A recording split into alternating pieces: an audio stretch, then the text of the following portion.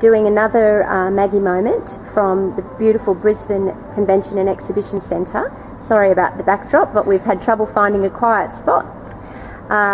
Maggie, since you put some comments up on Facebook last week about violence in schools, about issues with boys in schools and many other things, we've had a lot of parents saying, okay, we know there are problems, what can we do to change it?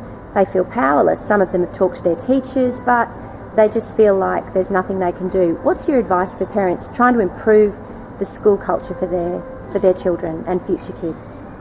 I just wish I could invite you all to come along and see the amazing educators and speakers that come to Positive Schools conferences and conferences like this, because the media doesn't present what is really happening on a level, and individual schools can often struggle with leadership or a school culture that isn't supportive of the sorts of things that really help our children to flourish. Fortunately, there is truckloads of information and research now, some of it available on my website, some available on other good educators' websites, showing that the well-being and the resilience and the emotional capacity and social capacity of our children is equally as important as their academics. So regardless of the whole, national testing, hideous napalm environment, we actually have schools that are still caring for that whole child. If you're worried about your school environment as not being able to meet the needs of boys because of some of the things that I've been exploring, or maybe that there's too much pressure on our kids, then you need to collectively know that you have a voice, and that voice needs to come from a mature, responsible place, which means we don't stand in the car park going, we actually gather together, have a really good conversation about the sorts of things that are concerning us, make a list of your concerns. The second thing you need to do is make a list of the sorts of things that you'd like improved in the school environment and be really specific about it. If you want a change in culture, if you want to have this sort of relationship with kids where parents are more welcome, make that list. And then the first thing I'd do with that list is I'd take it to your parent body. So every school's got one. You need to find out where that is and go along to their meetings and say, there's a lot of us having these concerns.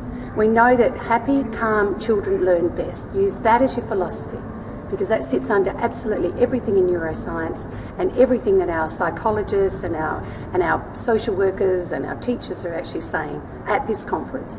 So happy, calm children, how do we make that happen in our environment? How do we improve the relationship between staff and parents?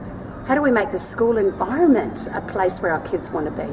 So being an advocate is what you are now being invited to do, because unless you speak up in a nice, mature, responsible way, it'll keep happening and nothing will change.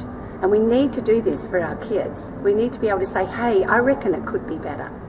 I'm excited as heck because I can see this now happening all over Australia. If you have a school that's removing play away from our early years kids, my website's got truckloads of ideas about that. Go to Kathy Walker's in Victoria, download the research and take it along to your meeting. Take it along. You're not making this up.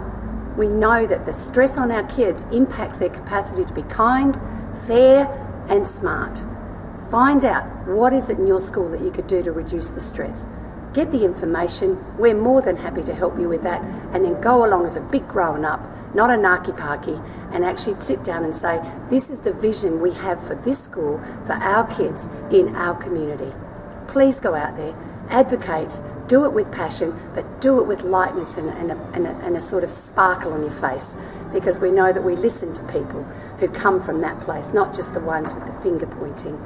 And it is our kids who we want to be happy, calm, smart and kind. Thanks, Maggie.